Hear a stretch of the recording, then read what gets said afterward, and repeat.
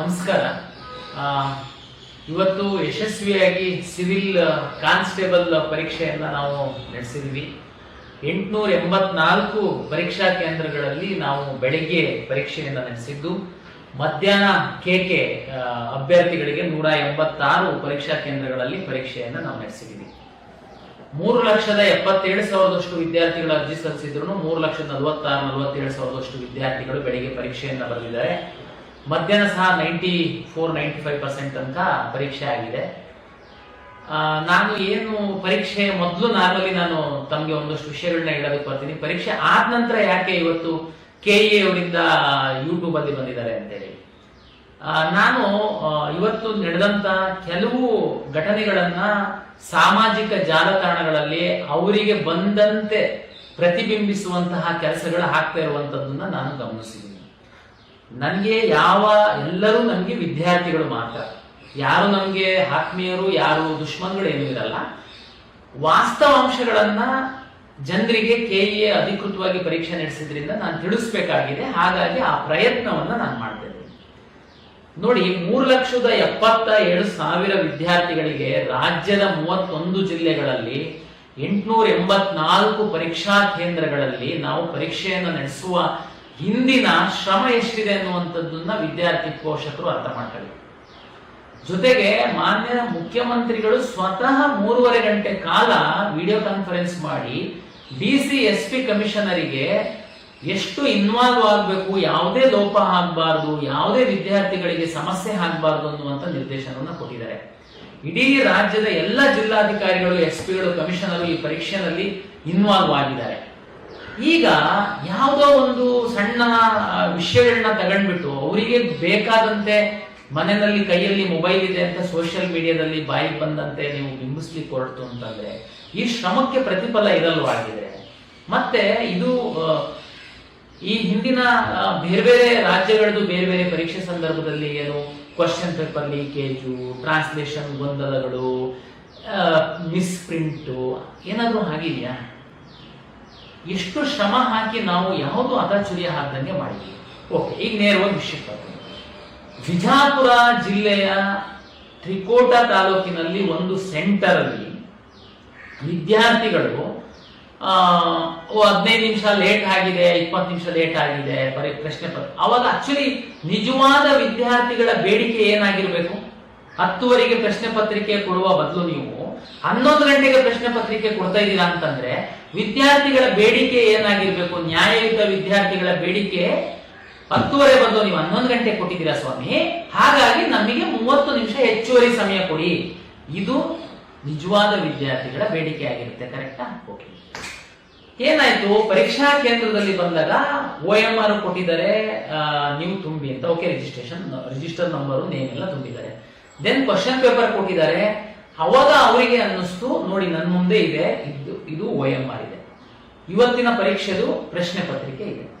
ನೋಡಿ, OMR ಅಲ್ಲಿ ಏನಿದೆ ಅಂತಂದ್ರೆ ದಿನಾಂಕ, ಅಭ್ಯರ್ಥಿಯ ಹೆಸರು, ನೋಂದಣಿ ಸಂಖ್ಯೆ, ವರ್ಷನ್ ಕೋಡ್, ಪ್ರಶ್ನೆ ಪತ್ರಿಕೆ ವರ್ಷನ್ ಕೋಡು, ಪ್ರಶ್ನೆ ಪತ್ರಿಕೆ ಕ್ರಮ ಸಂಖ್ಯೆ.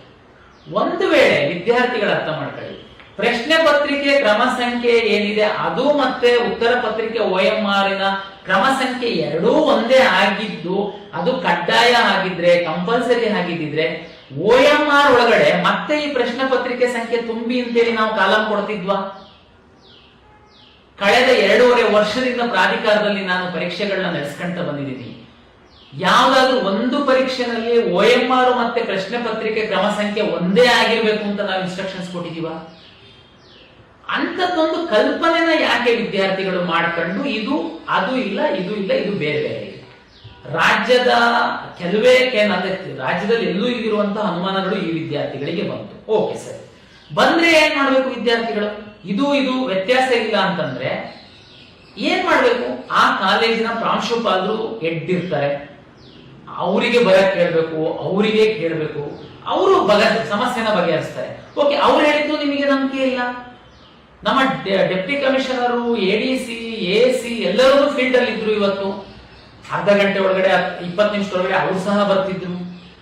ಇದು ಯಾವುದು ಮಾಡದೆ ಈ ಒಂದು ಪರೀಕ್ಷಾ ಕೇಂದ್ರದಲ್ಲಿ ನೀವು ಕೆಲವು ವಿದ್ಯಾರ್ಥಿಗಳು ದಾಂಧಲೆ ಮಾಡ್ಕೊಂಡು ಇದು ಎರಡೂ ಬೇರೆ ಬೇರೆ ಇದೆ, ಹಾಗಾಗಿ ನಾನು ಪರೀಕ್ಷೆ ಬರೆಯಲ್ಲ ಅಂತ ಕಾಂಪೌಂಡ್ ದಾರಿ ಪರೀಕ್ಷಾ ಕೇಂದ್ರದಿಂದ ಹೊರಗಡೆ ಹೋಗ್ತೀರಾ ಅಂತಂದ್ರೆ ಇದ್ರ ಉದ್ದೇಶ ಏನು ನನಗೆ ಅರ್ಥ ಆಗ್ತಾ ಇಲ್ಲ. ನೋಡಿ, ನಾನು ಅವಾಗಲೇ ಹೇಳಿದೆ, ಪ್ರಶ್ನೆ ಪತ್ರಿಕೆ ಲೇಟ್ ಕೊಟ್ಟಿದ್ದಾರೆ, ಓಕೆ, ನಿಮ್ಮ ಬೇಡಿಕೆ ಲೇಟ್ ಕೊಟ್ಟಷ್ಟು ಸಮಯನ ನನಗೆ ಕೂಡಿಸಿ ಕೊಡಬೇಕು, ಕರೆಕ್ಟಾ? ಅದು ನಾವು ಕೊಡಬೇಕು. ನಮ್ ತಪ್ಪಾಗಿದ್ರೆ ಲೇಟಾಗಿ ಕೊಡೋದು ನಾವು ಕೊಡ್ಬೇಕಾಗತ್ತೆ. ಓಕೆ, ಪ್ರಶ್ನೆ ಪತ್ರಿಕೆ OMR ಸಂಖ್ಯೆ 2 ಸೀರಿಯಲ್ ನಂಬರ್ ಒಂದೇ ಆಗಿರ್ಬೇಕು ಅನ್ನುವ ಯಾವ ನಿಯಮವೂ ಇಲ್ಲ, ಯಾವ ಕಂಡೀಷನ್ಸ್ ಅಲ್ಲೂ ನಾವು ಹೇಳಿಲ್ಲ. ಅದಕ್ಕೇನೆ ನಾವು OMR ಅಲ್ಲಿ ಪ್ರಶ್ನೆ ಪತ್ರಿಕೆದು ವರ್ಷನ್ ಕೋಡ್ ತುಂಬಿಸ್ಕೊಳ್ತಾ ಇದೀವಿ. ಓಕೆ, ಅದು ಆಯ್ತು. ಕೆಲವು ವಿದ್ಯಾರ್ಥಿಗಳಿಗೆ ಏನಾದ್ರು ಅನುಮಾನ ಬಂದಿರ್ಬೋದು, ಓಕೆ ಇದು ವ್ಯತ್ಯಾಸ ಇಲ್ಲಲ್ಲ, ನಾಳೆ ಓಕೆ, ನೀವೆಲ್ಲ ಕ್ಲಾರಿಫೈ ಮಾಡ್ಕೊಳ್ಬೇಕು. ಪರೀಕ್ಷಾ ಕೇಂದ್ರದಿಂದ ಹೊರಗಡೆ ಹೋಗಿ ಕಾಂಪೌಂಡ್ ದಾಟಿ ಹೋಗಿ ಹೊರಗಡೆ ಯಾರ ಹತ್ರ ಕ್ಲಾರಿಫಿಕೇಶನ್ ಮಾಡ್ಕೊಳಕ್ ಹೋಗಿದ್ರಿ ನೀವು? ಪ್ರಾಂಶುಪಾಲರು ಒಳಗಡೆ ಇದ್ರು, ಇನ್ವಿಜಿಲೇಟರ್ ಒಳಗಡೆ ಇದ್ರು, ಫೋನ್ ಮಾಡಿದ್ರೆ DC ಓಡಿ ಬರೋರಲ್ಲಿಗೆ. ನೀವು ಕಾಂಪೌಂಡ್ ನೆಗೆದು, ಓಕೆ ಕಾಂಪೌಂಡ್ ನೆಗೆದು ಏನಿದೆ ನಿಮ್ಮ ಹಾಲ್ ಟಿಕೆಟ್ ಅಲ್ಲಿ ಹಿಂದೆ ತಾವು ತೆಗೆದು ನೋಡಿ. ಎಲ್ಲ ವಿದ್ಯಾರ್ಥಿಗಳು ಬಹಳ ಸ್ಪಷ್ಟವಾಗಿ ಹೇಳಿದೀವಿ, ಯಾವುದೇ ಕಾರಣಕ್ಕೆ ಪರೀಕ್ಷೆ ಮುಗಿದ ನಂತರ ವಿದ್ಯಾರ್ಥಿ ಹೊರಗಡೆ ಹೋಗ್ಬೇಕು. ಕೆಲವೊಮ್ಮೆ ಏನಾಗುತ್ತೆ, ತುಂಬಾ ಇಂಟೆಲಿಜೆಂಟ್ ಇರೋ ವಿದ್ಯಾರ್ಥಿ 1.5 ಗಂಟೆ ಬದಲು 1 ಗಂಟೆಗೆ ಪರೀಕ್ಷೆ ಬರೀದಾನೆ ಅಂತ ಅನ್ಕೊಳ್ಳೋಣ, ಆದ್ರೂ ಅವನು ಹೊರಗಡೆ ಹೋಗಂಗಿಲ್ಲ. ನಮ್ದು ನಿಯಮ, ನೀವು ಕೂರ್ಲೇಬೇಕು ಪರೀಕ್ಷೆ ಮುಗಿಯತ್ತಂತ. ಅಂಥದ್ರಲ್ಲಿ ನೀವು OMR ಕ್ವಶನ್ ಪೇಪರ್ 2 ತಗೊಂಡು ಹೋಗಿದ್ದೀರಾ. ಏನಿತ್ತು ನಿಮ್ಮ ಉದ್ದೇಶ? ರಾಜ್ಯದಲ್ಲಿ 3,77,000 ವಿದ್ಯಾರ್ಥಿಗಳು ಪರೀಕ್ಷೆ ಬರೀತಿರುವಾಗ ನಿಮ್ಮ ಸೆಂಟ್ರಲ್ಲಿ 314 ವಿದ್ಯಾರ್ಥಿಗಳಿದ್ದೀರಾ. ನೀವು ಅಲ್ಲಿ ಆ ಸೆಂಟ್ರಲ್ಲಿ ಸಹ 120 ವಿದ್ಯಾರ್ಥಿಗಳು ಒಳಗಡೆ ಶಾಂತ ರೀತಿಯಲ್ಲಿ ಕೂತು ಪ್ರಾಂಶುಪಾಲರ ಮಾತನ್ನು ಕೇಳಿ, ಕೊನೆಗೆ DC ಹೋದ್ಮೇಲೆ ಸಹ ಕೇಳಿ, ಆಯ್ತು ಸರ್ ನೀವು ಡಿಲೇ ಅಂತೂ ಆಗಿದೆ, ಈ ಗೊಂದಲದಿಂದ ನಮಗೆ ಸಮಯ ಕೊಡಿ ಅಂತ ಹೇಳೋತ್ತಿಗೆ ಅವರು ಸಮಯನೂ ಕೊಟ್ಟಿದ್ದಾರೆ, ಪರೀಕ್ಷೆ ಬರೆದಿದ್ದೀರಾ. ನೀವು ಪ್ರಶ್ನೆ ಪತ್ರಿಕೆ OMR ಅನ್ನು ತಗೊಂಡು ಕಾಂಪೌಂಡ್ ದಾಟಿ ಹೊರಗಡೆ ಹೋಗಿ ನೀವು ಯಾರ್ಯಾರಿಗೆ ಕಳಿಸಿದ್ರಿ, ಎಲ್ಲೆಲ್ಲಿ ಫೋನ್ ಅಲ್ಲಿ ಮಾಡಿದ್ರಿ ನನಗೆ ಗೊತ್ತಿಲ್ಲ. ಮತ್ತೆ ನೀವು ಹೇಳ್ತೀರಾ ದೊಡ್ಡ ಘೋರ ಅನ್ಯಾಯ, ಏನ್ ತಪ್ಪಾಗಿದೆ? ದಯಮಾಡಿ ಕ್ಲಾರಿಫೈ ಮಾಡಿ. ನಾನು ಈ ವಿದ್ಯಾರ್ಥಿಗಲ್ಲ, ರಾಜ್ಯದ ಎಲ್ಲ ವಿದ್ಯಾರ್ಥಿಗಳಿಗೆ ನಾನು ಹೇಳ್ತೀನಿ, ನೋಡಿ ಈ ಪರೀಕ್ಷೆ ಮಾಡುವಂತದ್ದೇನಿದೆ ಅಷ್ಟು ಕಷ್ಟದ ಕೆಲಸ ಇದೆ, ಇವತ್ತು ಅಷ್ಟು ಚಾಲೆಂಜಿಂಗ್ ಇದೆ. ಇಷ್ಟು ಶ್ರಮ ಹಾಕಿ ನಾವು ಪರೀಕ್ಷೆಯನ್ನ ಮಾಡಿದ್ದು ಉದ್ದೇಶ ಯಾರು ಕಷ್ಟಪಟ್ಟು ಓದಿರೋರು ಸಿಸ್ಟಮ್ ಒಳಗಡೆ ಬರಬೇಕು ಅಂತ. ಇದರಲ್ಲಿ ಸರ್ಕಾರ, ಮಾನ್ಯ ಮುಖ್ಯಮಂತ್ರಿಗಳು ಸ್ವತಃ ಗೃಹ ಸಚಿವರು ಕೂತು 3.5 ಗಂಟೆ VC ಮಾಡಿ DCಗೆ ಲೋಪ ಆಗ್ಬಾರ್ದು ಅಂತ ಮಾಡ್ತಾರೆ. ಎಲ್ಲಾ DCs ನಾವು ಸೇರಿದಂತೆ ನಿರಂತರವಾಗಿ ನಾವು ಕಷ್ಟಪಡ್ತಾ ಇದ್ದೀವಿ. ನೀವು ಒಂದು ಸೆಂಟರ್ ಅಲ್ಲಿ ನಿಮಗೆ ತಾಳ್ಮೆ ಇಲ್ಲ, ನಿಮ್ಮ ಉದ್ದೇಶ ಏನಿತ್ತು? ಅಪ್ಲಿಕೇಶನ್ ಹಾಕೋದಕ್ಕೆ 750 ರೂಪಾಯಿ ಅಷ್ಟೇ ಇದೆ ನಮ್ದು. ನೀವು ಯಾವ ಉದ್ದೇಶ ಇಟ್ಕೊಂಡು ಅಪ್ಲಿಕೇಶನ್ ಹಾಕಿ ಕೆಲವರು ಬಂದು ಈ ತರ ಮಾಡ್ಬಿಟ್ರೆ ನಾವು ಸ್ಟೂಡೆಂಟ್ ನಮಗೆ ಅನ್ಯಾಯ ಆಗಿದೆ. ಸ್ವಾಮಿ ಏನ್ ಅನ್ಯಾಯ ಆಗಿದೆ? ಕ್ಲಾರಿಫೈ ಮಾಡಿ, ಏನ್ ಅನ್ಯಾಯ ಆಗಿದೆ ಅಂತ. ಅನ್ಯಾಯ ಆಗಿತ್ತು ಅಂತಂದ್ರೆ ಎಲ್ಲಿ ಕೇಳಬೇಕು? ಕ್ವಶನ್ ಪೇಪರ್ OMR ತಗೊಂಡು ಕಾಂಪೌಂಡ್ ದಾಟಿ ಹೋಗಿ ನೀವು ಅನ್ಯಾಯನ ಸರಿಪಡಿಸಿ ಅಂತ ಕೇಳಲ್ಲ, ಅಥವಾ ಪ್ರಿನ್ಸಿಪಾಲ್ಗೆ ಕರೆದು ನೀವು ಅನ್ಯಾಯ ಸರಿಪಡಿಸಿ ಅಂತ ಕೇಳಲ್ಲ. ದಯಮಾಡಿ ನಾನು ವಿನಂತಿಯನ್ನ ಮಾಡ್ತೀನಿ ಎಲ್ಲ ವಿದ್ಯಾರ್ಥಿಗಳಿಗೆ, ನೀವು ಅನವಶ್ಯಕವಾಗಿ ನೀವು ಪ್ರಾಧಿಕಾರದ ಮೇಲೆ, ಸರ್ಕಾರದ ಮೇಲೆ ಎಲ್ಲ ಗೂಬೆ ಕೂರ್ಸೋದಕ್ಕೆ ಹೋಗ್ಬೇಡಿ. ನಮ್ದು ತಪ್ಪಿತ್ತ ಹೇಳಿ ಸರಿಪಡಿಸೋಣ. ಕೆಲವು ಸೆಂಟರ್ ಅಲ್ಲಿ ಹೌದು ನಮ್ದು ಅಷ್ಟು ಪ್ಯಾಕಿಂಗ್ ಸಿಸ್ಟಮ್ ಇತ್ತು, ಓಪನ್ ಮಾಡೋದು ಸ್ವಲ್ಪ ತಡ ಆಯ್ತು, ಡಿಸ್ಟ್ರಿಬ್ಯೂಷನ್ ಟೈಮ್ ಅಲ್ಲಿ ಸ್ವಲ್ಪ ತಡ ಆಯ್ತು, ಓಕೆ, DCCಗೆ ಸಂಪೂರ್ಣ ಅಧಿಕಾರ ಕೊಟ್ಟಿದ್ವಿ. ಅವರು ಅಲ್ಲಿ ಅರ್ಧ ಗಂಟೆ 1 ಗಂಟೆ ಏನು ಡಿಲೇ ಆಗಿದ್ದಂತ ಸಮಯಕ್ಕೆ ಅವರು ಸಮಯವನ್ನು ಕೊಟ್ಟಿದ್ದಾರೆ. ಯಾಕೆಂತಂದ್ರೆ ಒಳಗಡೆ ಬಂದು ಕೂತಿದ್ದಾರೆ, ಸಮಯ ಅರ್ಧ ಗಂಟೆ ಲೇಟ್ ಕೊಟ್ಟಾಗ ಅರ್ಧ ಗಂಟೆ. ಅದು ನ್ಯಾಯ, ಅದು ನಾವು ವಿದ್ಯಾರ್ಥಿಗಳಿಗೆ ಕೊಡುವಂತದ್ದು ನ್ಯಾಯ. ಅದನ್ನ ನೀವು ಕೇಳಿದ್ರೆ ನಾವು ನ್ಯಾಯ ಕೊಡಬಹುದು. ನೀವು ಕ್ವಶನ್ ಪೇಪರ್ OMR ತಗೊಂಡ್ಬಿಟ್ಟು ಕಳ್ಳರ ತರ ನೀವು ಹೊರಗಡೆ ಹೋಗ್ಬಿಟ್ಟು ನ್ಯಾಯ ಕೇಳ್ತೀರಾ ಅಂತಂದ್ರೆ ಕಾಂಪೌಂಡ್ ಇಂದ ಹೊರಗಡೆ ಯಾರು ನ್ಯಾಯ ಕೊಡಕ್ಕಿರ್ತಾರೆ? ಕಾಂಪೌಂಡ್ ಇಂದ ಹೊರಗಡೆ ಇರುವಂತವ್ರು ಮೊಬೈಲ್ ಇಟ್ಕೊಂಡು ಬೇರೆ ಬೇರೆ ವ್ಯವಹಾರ ಮಾಡೋರಿರ್ತಾರೆ. ನಿಮ್ ಉದ್ದೇಶ ಏನಿತ್ತು ಹೊರಗಡೆ ಹೋಗೋದಕ್ಕೆ ಗೊತ್ತಿಲ್ಲ. ನಾನು ಯಾವ ವಿದ್ಯಾರ್ಥಿಗಳನ್ನ ಇಲ್ಲಿ ದೂಷಣೆ ಮಾಡ್ತಿಲ್ಲ. ಕಷ್ಟಪಟ್ಟು ಓದಿರುವಂತಹ ವಿದ್ಯಾರ್ಥಿಗಳೇ ನಮ್ಮ ಸಿಸ್ಟಮ್ ಒಳಗಡೆ ಬರಬೇಕು ಅನ್ನುವಂಥದ್ದಕ್ಕೆ ನಿರಂತರವಾಗಿ ನಾವು ಶ್ರಮ ಹಾಕಿ ಪರೀಕ್ಷೆಯನ್ನ ನಡೆಸಿದ್ದೀವಿ. ಹಾಗಾಗಿ ವಾಸ್ತವಾಂಶ ನೀವು ಮುಂದೆ ಇಡ್ತಾ ಇದೀನಿ. ನೀವು ಸೋಷಿಯಲ್ ಮೀಡಿಯಾದಲ್ಲಿ ಅವ್ರ ಪರ ಇವ್ರ ಪರ ಯಾರ ಪರವಾಗಾದ್ರೂ ಇರಿ, ಆದ್ರೆ ನೀವು ಒಂದು ಜವಾಬ್ದಾರಿಯುತ ನಾಗರಿಕನ ತರ ತಾವು ಬಿಹೇವ್ ಮಾಡಬೇಕು. ಇದರಲ್ಲಿ ಏನು ಲೋಪ ಆಗಿದ್ರೆ ನಾವು ಸರಿಪಡಿಸ್ಕೊಳ್ತಾ ಇದ್ವಿ. ಆದ್ರಿಂದ ತಾವು ದಯಮಾಡಿ ಅನಗತ್ಯ ಸುದ್ದಿಗಳನ್ನ ಹರಡಬೇಡಿ. ಹಾಗಿರುವಂತದ್ದು ಇಷ್ಟೇ.